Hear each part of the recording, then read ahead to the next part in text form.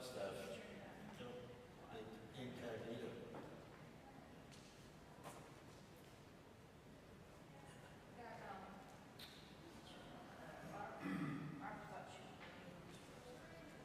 Oh, yeah. Pastoral care. Yeah. I could use it. Fill it up.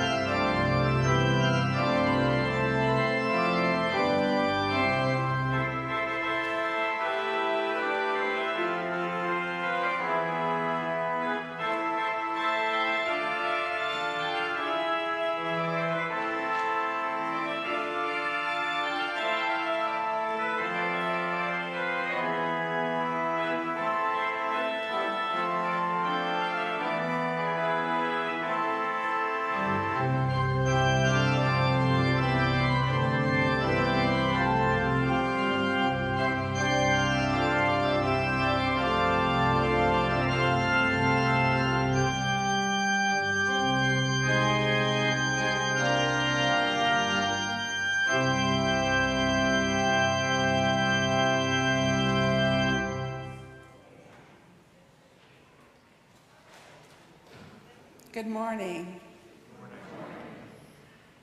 My name is Elizabeth Garanser, and I'm one of your worship associates. Today's service is being presented by members of our worship associate team, including Brian Gardner, John Yule, and Judy Marizan. Our music is performed by David Blazer, and we would like to recognize our tech team, led by Christine Salante, for all the work they do to make our services and live streaming possible. Together, we are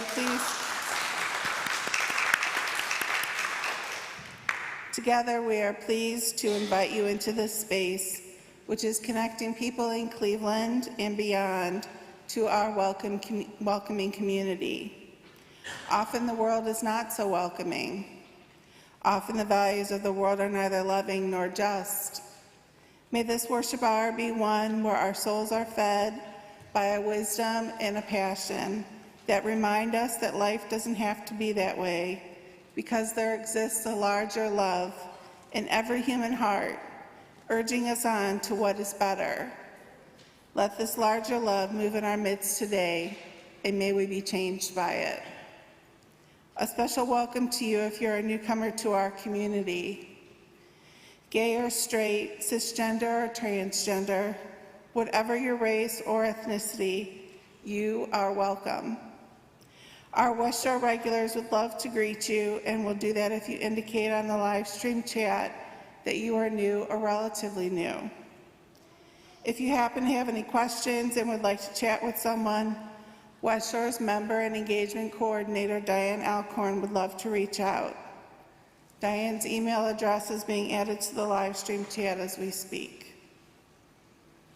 Now a special message from Ann Osborne and Tony Couture of Project Check-In. Do you remember how good it felt to receive a call back in 2021 and 2020 from West Shore folks checking in on you? Wouldn't it feel nice to help create all those good feelings all over again? Well, you can, very easily, by participating in our new Project Check-In, taking place August 21 to 31.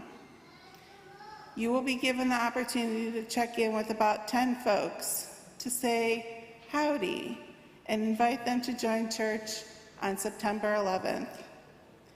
For those we have not seen in a while, we will check in on them and invite them back to church. Sounds like a great way to connect with others and spread positiveness, right?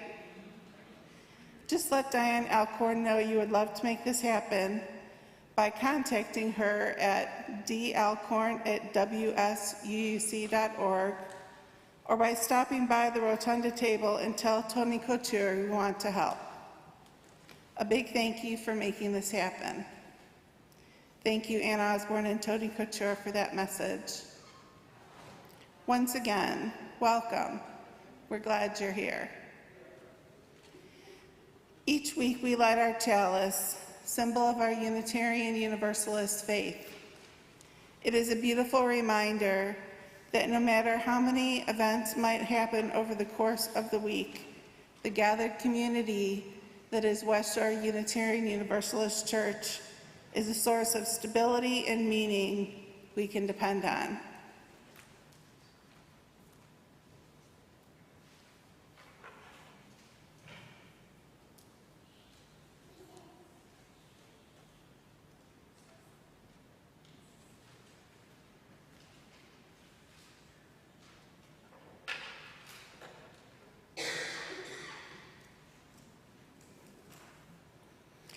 Let us witness to the unity of our spirit by saying together our unison affirmation words.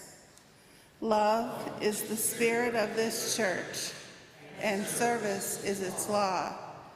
This is our great covenant, to dwell together in peace, to seek the truth in love, and to help one another. El amor es el espíritu de esta iglesia, y el servicio su ley. Este es nuestro magnífico convenio. Vivir juntos en paz, buscar la verdad en el amor y darnos los unos a los otros.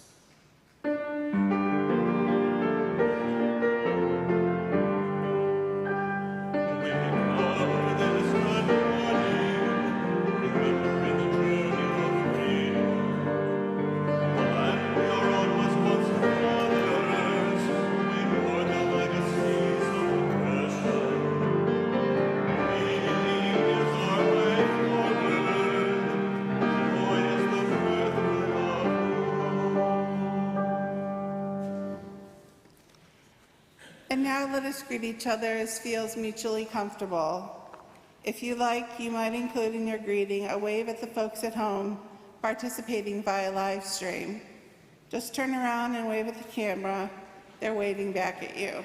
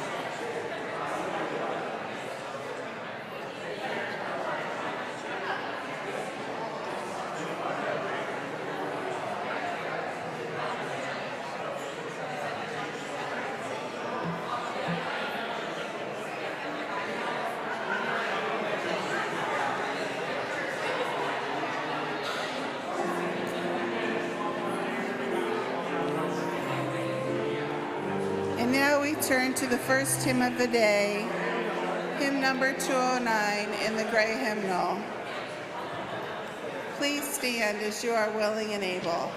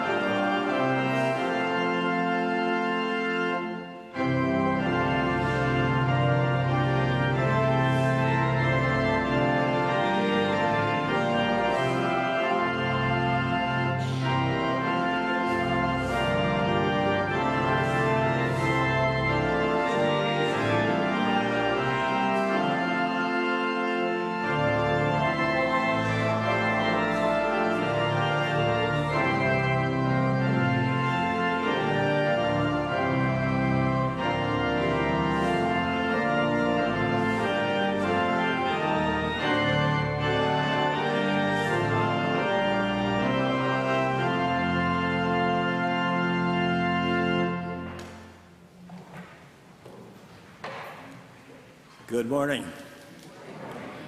As you probably figured out, I'm John Yule. As the worship associates discussed the topic and theme for today, we explored numerous aspects. We wrestled with whether spirituality might be a feast while practicing it, or a famine when not thinking about it at all.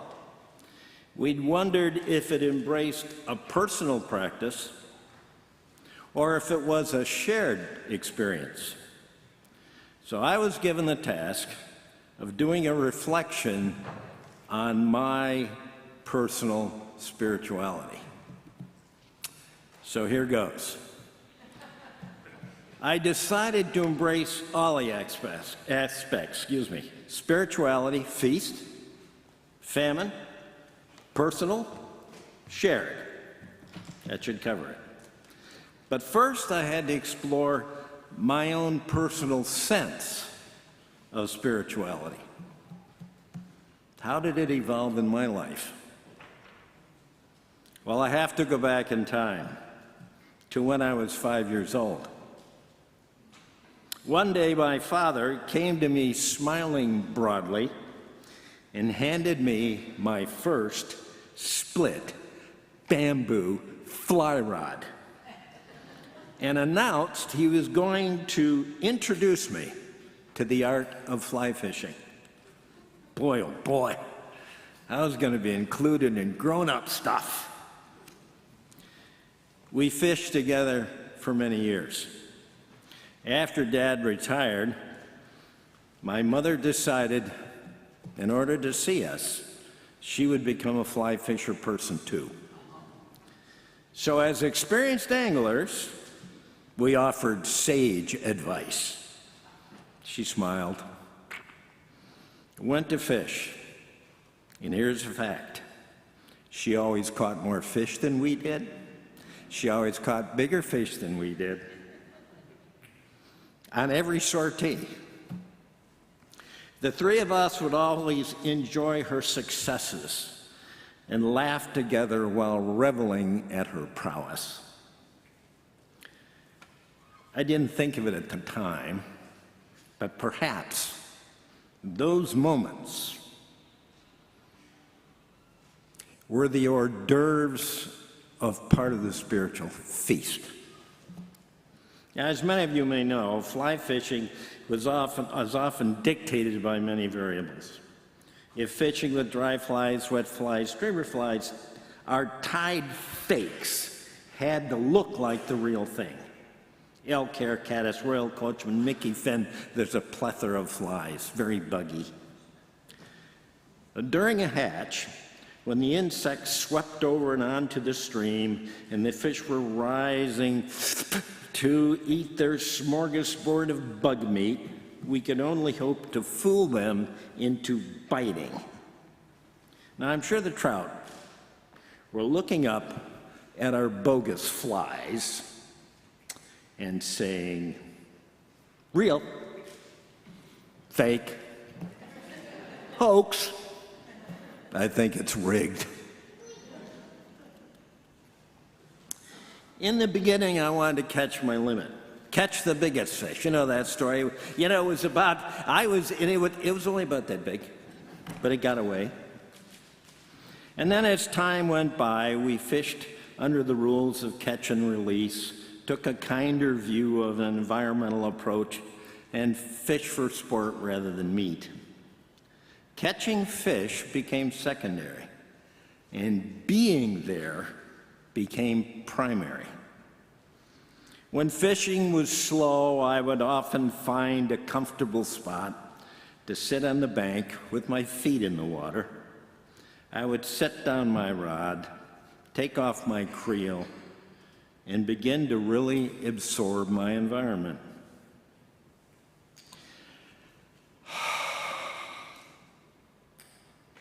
I would let my surroundings swallow me up.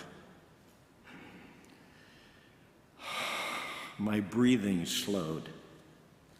And for a few minutes, moments, I'd feel myself separating from my extroverted egotistical self. I could smell the moist earth near the stream, feel the cool breeze wafting the flavors of wildflowers to my nose. I could hear the music of the stream speaking to me. The stream danced, eddied, rushed over rocky falls, rippled around stones, and rushed off to wherever it was going, probably the sea. The trout would lie lazily behind rocks to avoid the fast water and occasionally grab a morsel for lunch. The trees would sway in the wind while the birds built their nests and smaller animals would rush through the grass or cavort near the water. I would be embraced by a moment of peace and wonder that never grew old. A table set before me, a feast. I was not the modern man bending nature to my needs, ready to rush off to do important and necessary things. No, I was a small, perhaps insignificant part of the nature that quietly included me. That always includes me. For a moment, I touched the infinite, the force we cannot explain, yet we hold that spirit that connects us to the web of life. But spiritual moments are fleeting because we return to where the yoke of life that dictates our daily movements. We return to the spiritual famine. And then we ask, can these spiritual moments be shared? Yes, in a story, a true story as I just told, or in other moments when we're together. When I think of sharing spirituality, I think of our Christmas Eve service. Toward the end of the service, the ushers begin to pass the fire to light our candles. We assist each other. Something happens. A glow. A warm glow. A peaceful calm. A sense of family, of community, of congregation, and of the connection to the world as it descends on our sanctuary. When we sing Silent Night, we connect with humanity around the world and touch the infinite, a feast.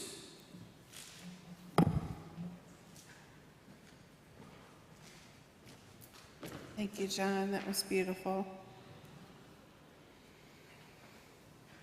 Now let us enter into a time of prayer and meditation.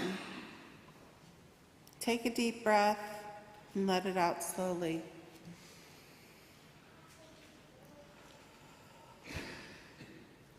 Settle into your seat comfortably.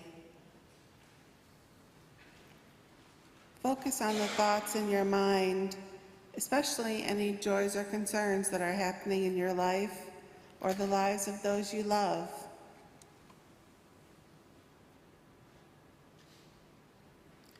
Hold these joys and concerns along with the people they touch in your heart.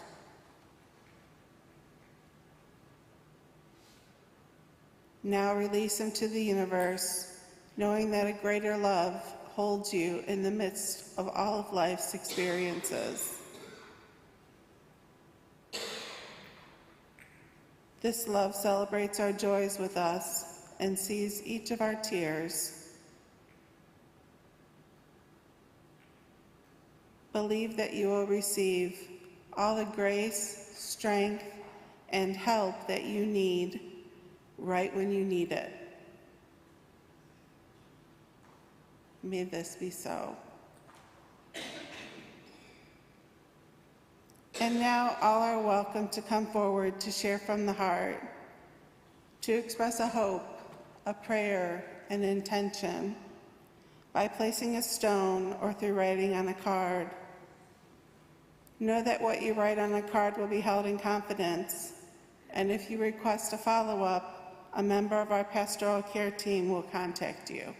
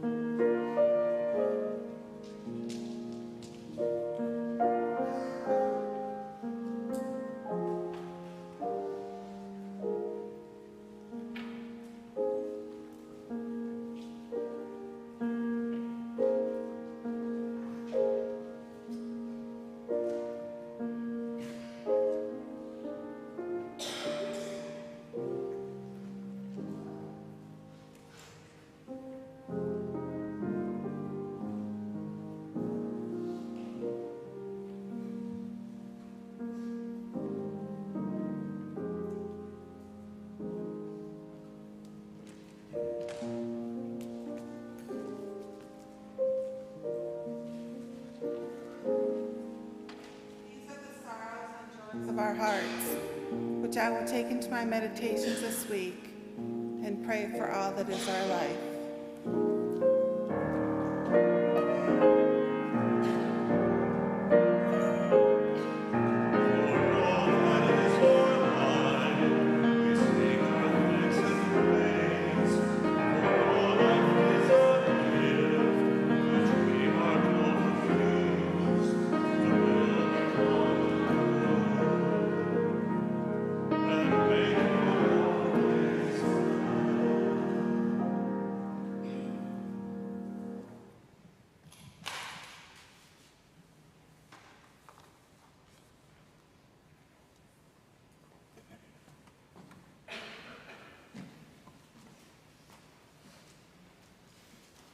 Good morning. I thought I was supposed to come up after the hymn, but I just, but that was nice anyway. So, in approaching this topic of spirituality, I decided to look for some other viewpoints rather than writing my own reflection, just to bring in some other things that we can think about. So maybe one or more of these will speak to you in your soul-nourishing practice. So I'm going to start with a quote from UU minister Sarah Campbell. Spirituality is the experience of holy presence in our lives. The moment of spiritual connection has to do with both absence and presence. Spirituality is the miracle of birth and the mystery of death. It is the peace of solitude and the despair of loneliness. It is stirred in us by the rhythm of the ocean and the ugliness of unjust war. That holy presence speaks to us in the blended instruments of a symphony and in the haunting cry of a hungry child.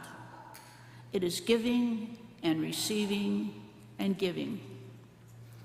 Spirituality is the flower and the compost heap.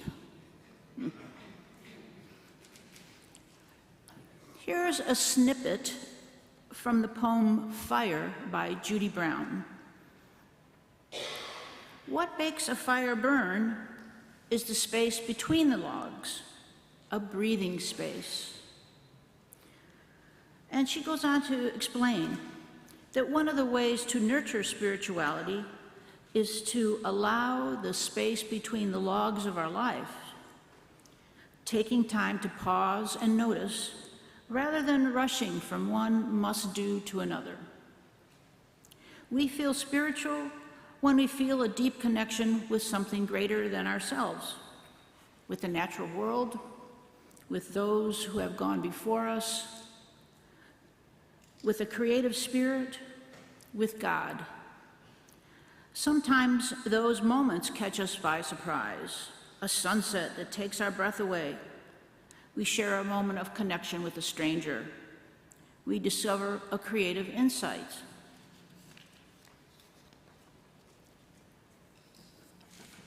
Now, this next one is actually from the director of Amnesty International USA, William F. Schultz. When I was in high school, I ran track for a season, and to meet my athletic obligation. Now, whereas the coach and all the stars of the team would wax poetic about the thrill of the run, I liked best when you stopped and you had to catch your breath that 10 minutes or so before you could go on. During those 10 minutes, life seemed most worth living. I was most swept up in gratitude. Spirituality is not unlike catching your breath and being immensely grateful for it indeed. In Hebrew, the word spirit actually means breath or word. Now, finally, I want to share a brief story that I love because it has a cat in it, and I love cats. This is from the July-August Daily Word from Unity magazine, entitled Dishing Up Love by Janet Templeton Davies. I could see the cat through the glass patio door, petitioning for breakfast. I had spent the night at my mother's place, and because she was leaving early in the morning, she had asked me to feed the stray she had recently adopted. Muggs, a Scottish foal, had been beautiful once but bore signs of neglect. A piece of one ear was missing, as were most of his teeth. He looked malnourished and was missing patches of fur from his body and his twice broken tail. Tests revealed that Muggs had been severely abused, and a veterinarian advised my mother that he wouldn't live much longer. Undeterred by the diagnosis, my mom started Muggs on a regimen of supplements and high-quality foods to make him more comfortable. She made a bed for him in her laundry room, complete with a cat door from a previous animal. And she continued to lavish him with love. So even though he bore the marks of a hard life, Muggs held his head up with dignity. He was filled with tenacity and class. He held his head high and walked as straight as his hobbled legs would allow him. More important, his neglect hadn't destroyed his gentle spirit. Despite his difficult life, Muggs was pure, unconditional love, and he showed it with his purrs and head bumps. So the morning came, and I was to tend to Muggs' dinner or breakfast, and it was unusually chilly for Texas that time. I had an engagement that I had to get to hurriedly, and I prepared his breakfast, and when I finished, I grabbed the bowls, shrugged on my purse over my shoulder, and flew out the door. Muggs was waiting outside. "Morning, Muggs," I said offhandedly, while quickly setting the bowls down on the concrete and rushing past him. "Eat heartily." As I strapped on my seatbelt, I saw Muggs slowly make his way to his meal, and I was backing out of the driveway. Then I noticed he had sat down next to his breakfast, but wasn't eating. The cat looked at me with a kind of sadness as he watched me drive away. Well, I returned at dusk, surprised to see Muggs still seated by his untouched breakfast. "What's wrong, little guy?" I asked as I brushed by. "Not feeling well?" He looked at me, through me the way cats can do. Improbable as it may sound, I felt patience in his expression, the kind that comes from a loving teacher. About that time, my mother drove up, and I explained that Muggs had sat by his uneaten food all day, not even moving to a warmer spot. "Did you stroke his head after you gave him some food?" she asked. "He won't eat unless he gets a pat or two." Mom glanced at Muggs. After his head pat, he'll look up at you and give you a big smile of thanks. Can you believe it? An actual smile. She nodded. After his pat, he'll eat. But then she was stroking Muggs. "He's such a cutie. I just assumed that you would take some time with him when you would feed him." But I hadn't. I had hardly acknowledged him as I focused on my schedule. I realized Muggs had felt this rushed attitude, and because he needed love more than he needed food. I crouched down to stroke Muggs' ears. His eyes locked on mine with such love and humbling admiration. Well, my lesson was learned. We need food to survive, but it always tastes better when served with love. I remembered Jesus' words, "Feed my sheep." Perhaps he meant to dish up love. With love, of course, respect and compassion. Feeding time, when viewed this way, is never ending.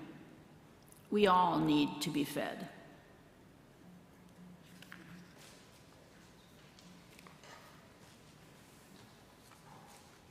Thank you, Judy. And now Dave Blazer will speak about today's offering.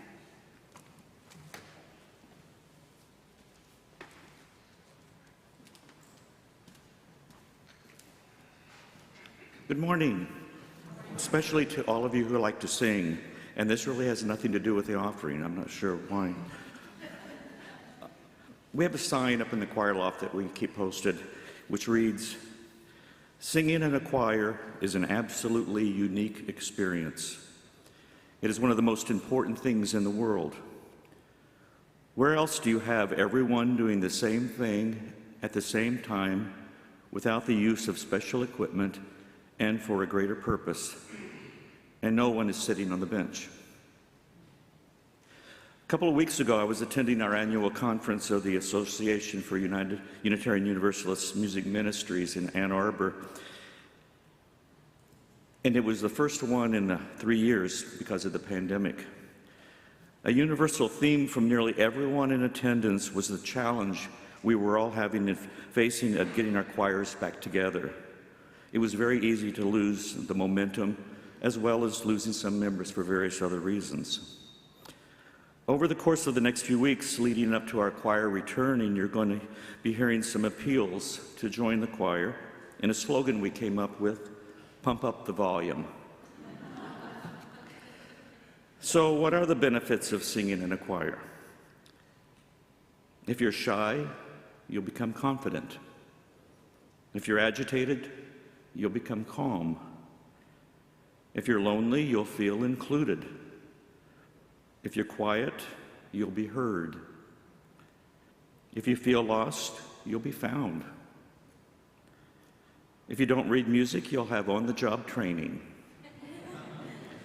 You'll get prime parking every Sunday morning since we have to be here early.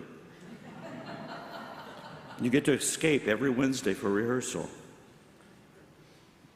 You'll get cardio exercise from climbing the stairs to the choir loft. And we have a Keurig coffee pot on at all times with a variety of flavors. Singing in a choir helps you become your real self. Once you've sung in a choir, you're never the same again. Your ears, your eyes, and your heart are opened in ways not possible by any other means. Music feeds us, it nourishes us, it brings us great joy. The first breath a choir takes is a breath filled with focus, intention, and emotion. A breath unified for no other reason than to make something beautiful together. And that's the reason we do what we do.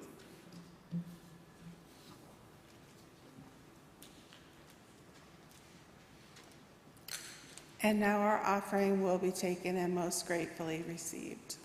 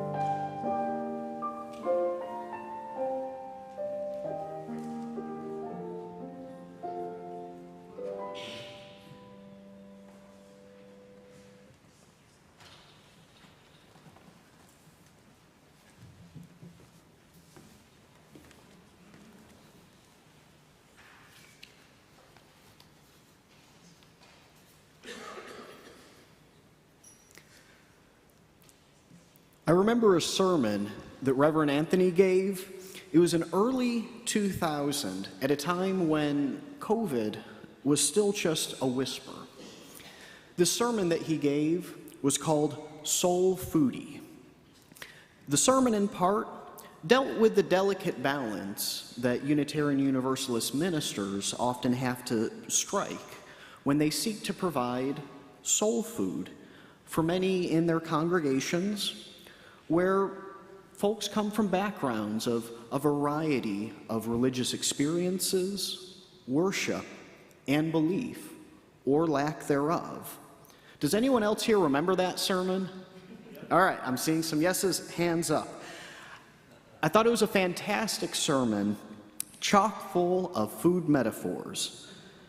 And those stuck with me and have prompted some further questioning around what could be some other ways to draw comparisons between food and spirituality. And so for me, I can think of maybe a little more than a few meals, usually around the holidays, where I may have had just a little too much to eat. There's a feeling that happens in those moments where I find myself saying a phrase like, I don't think I'll ever need to eat again. Except, no matter how much I've eaten at any given meal, sure enough, I'm going to be hungry again. And as wonderful as multi-course feasts can be, still, no single feast can resolve the need to eat later on, oftentimes that same day or the very next day. I remember how, during my time as a Mormon missionary in Brazil, the members would feed us lunch every day. And they had this whole calendar system set up where they would figure out who would feed us and on what days. And just as reference, lunch is the big meal in Brazil. For us here in the U.S., it's dinner. And wow, they would feed us such amazing meals in terms of both the quality of the flavor and the love that went into it, but also the quantity. And what I mean by that is these sisters were adamant that there could not be any empty space in our stomachs. And there would be moments where I would have to say, I'm full, and they would go, oh, no, you'd need more, and just put the food right on my plate, next serving. But then also, I remember two really distinct reactions, things that have stuck with me for almost 2 decades now. And that's when legitimately, you feel like you're going to burst and you just have to throw in the towel. There's no way anything else is going to fit. But the first reaction I remember getting to that was, you don't like my cooking. I knew it. The second one was a scoff, just fraco, which translates to, you're weak. These are the reactions I was getting after eating at least 3 servings. And yet, even after all of that, legitimately just wanting to burst, still hunger would return, as it has every single day of my life. And so I think about, well, how can this maybe tie in to the spiritual side to my life? Because if I think of it in these terms, maybe it means that a singular moment of transcendence can be like a wonderful feast. But also perhaps like physical hunger, there still remains a need for ongoing sustenance. And perhaps in the same way, too, that our bodies really aren't equipped to have a feast for every single meal. Perhaps also our spirits don't require a feast every time we seek nourishment. And then, as I thought further along this, I had to stop while typing and go, well, I think I need to maybe analyze, what do I mean for myself when I say spirituality or my spirit? So I asked questions. What does it mean to be spiritual? To have a spiritual experience? To feel spiritually connected? And then do I need to answer these questions in ways that are specific to maybe the supernatural, the metaphysical, or the forever unknowable? What are all of these things? So the way that I was raised and taught about spirit is that it's sort of like a tangible self that's like the body, but it's inside of the body, you know, kind of like there's the ghost of me that's inside of the physical me. And while I don't quite think that that's the case these days, as I reflected on what I think of as my spirit and tying it into spirituality, I see it as a combination, perhaps, of things. And in typical Unitarian Universalist tradition, I'll probably wind up changing my thoughts on this 6 months down the line. So this is where I'm at now. It's that one of these things can be just the overall mood I might be in at a given moment. Like when we say a phrase like, "My spirit is high today," or on the flip side, "I'm in low spirits at the moment." And of course, it's more than just this ebb and flow, or sometimes zigzag of in-the-moment moods, because there can also be a more fixed and permanent state of being as well. And that might be when we refer to someone as a kind or a gentle soul. Then I also think about this element, this yearning for connection. There can be a lot of ways that connection itself can happen. Last week, we heard a wonderful sermon from Reverend Dave Clements about finding connection with our authentic selves. But there can also be connection to family, friends, and community. There can be connection with nature, and perhaps connection with the divine. Prayer is one way for many, including myself, to strive for connection, to strive for something that's beyond ourselves. It's been interesting looking at some of the inner journeys my mind might go on. Last summer, I gave, I think, my first worship associate reflection, and it was about looking at all of the life and the ecosystem in my backyard garden. Just a very small space where so much was happening, and it was so fascinating. And I've realized that probably for about the last 8 to 10 months, I've now gone in the complete opposite direction, and I've started looking really big. And I'll get to that in a second, but I think all of this speaks to, I think there's a part of our spirit that wants to seek, that wants to feel wonder, amazement, and to be in awe at the mysteries of the unknowable.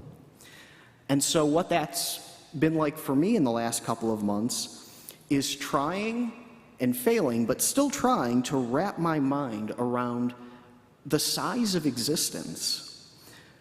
That existence is so massive that we've got to use the speed of light to even start measuring distances to try and give some understanding to things. So this isn't going to be much math, but a little, and it's exciting to me, so forgive me for the math, but the speed of light travels 186,000 miles per second. The widest part of the Earth, if we were to circle the Earth once, is just shy of 25,000 miles. So when we say the speed of light, we're talking about traveling around the entire Earth 7.5 times in a single second. So then we say, well, light in 1 minute is then going to go 11.1 million miles. And then I have a suspicion that most of us know how many minutes there are in a year. Something like 525,600 minutes.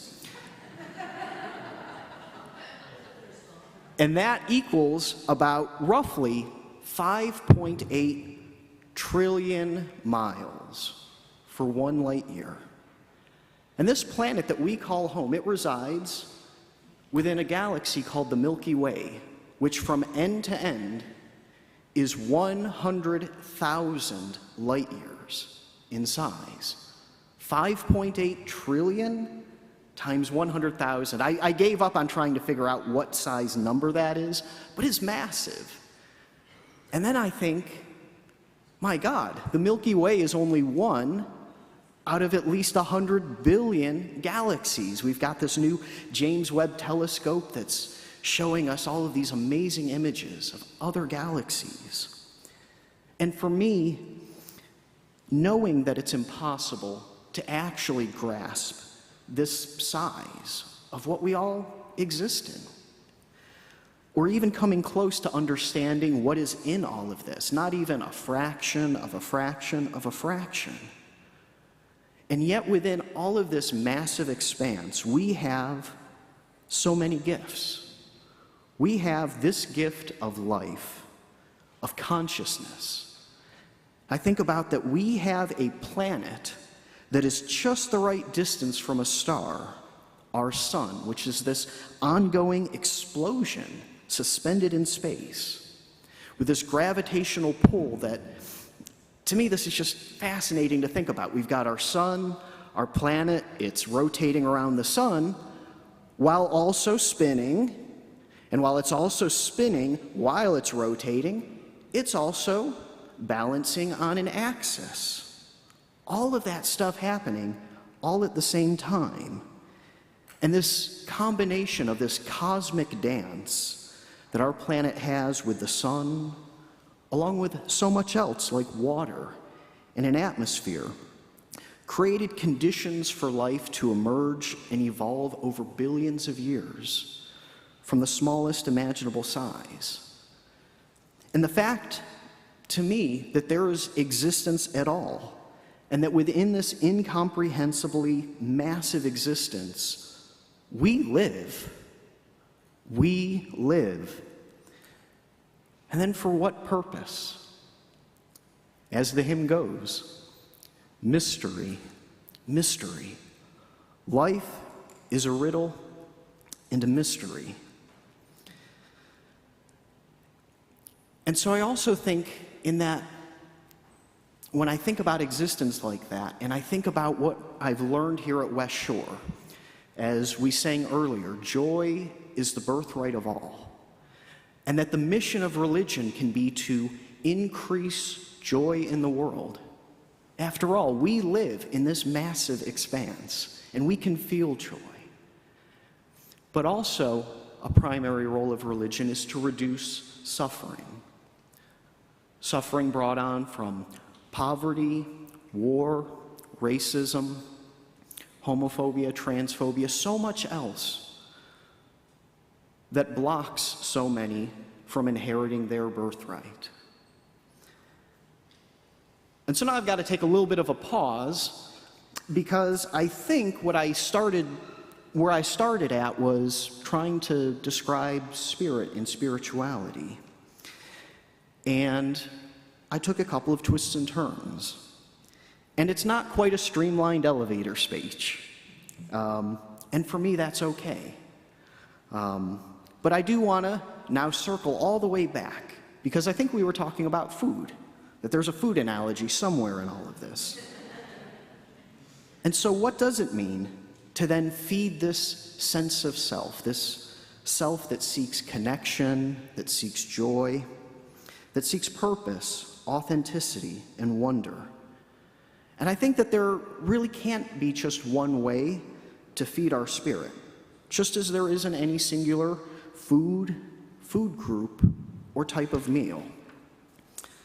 So I think about the fact that we're here today, in person and at home, for any number of reasons. Connection, perhaps. To hear words of encouragement, or words to help bring peace, perhaps. Maybe we are here so that we can have a time and a place that can hold the joys or the sorrows of the heart, to have a time that allows for stillness in a world that all too often never stops. And maybe we're here for all of these reasons, or something that I haven't mentioned at all. And yet, regardless of what it is that our spirits need at this exact moment, we have this moment to be present at this table, to share a meal of the Spirit with one another. But now I'm going to go, maybe it's another Unitarian Universalist thing, and I'm going to start contradicting myself a little bit. Because I think in some ways, while there is plenty in the analogy, there are parts that may break down a bit. Because despite what I mentioned earlier about being super stuffed at certain meals, I realized, well, there are options. There's always a doggy bag that we can use to take leftovers home so that we can continue to enjoy what is hopefully a good meal. Hint, hint. Use your order of service. But lastly, another way to think of a spiritual feast is to not think of it as a feast at all, but rather there can be such profound moments that it is a time in which a well is dug, a well that we can return to time and time again when we thirst. For me, our recent trip to our partner church in Transylvania was definitely a time where a deep well was dug. And so this metaphor that seeks to find similarities between food and spirituality and the hunger and the thirsts of our spirits, I still think it's ripe for further examination. There's questions that we haven't even come up with, questions that we had hoped to maybe tackle that we didn't quite do yet today. But if you are here in person, consider sharing what feeds your spirit during coffee hour. And for those at home, I pray that our time together this morning has helped to feed your spirit. So may it be. So now, we invite you to please stand as you are willing and able so that we can sing our closing hymn, number 343, A Fire Mist and a Planet.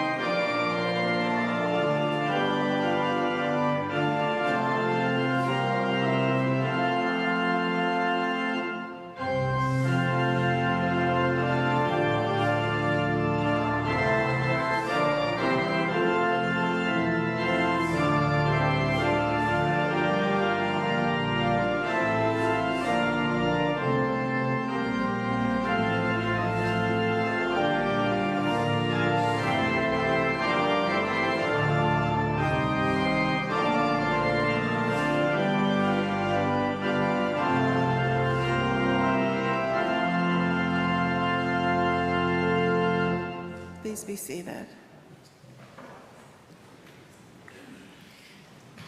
For those who are at home, please bring your chalice close to extinguish it as I extinguish the chalice here.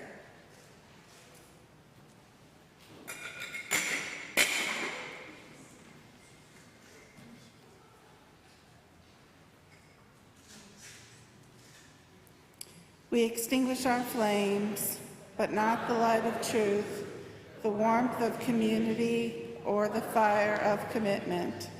These we carry with us until we meet again. And now the benediction from John.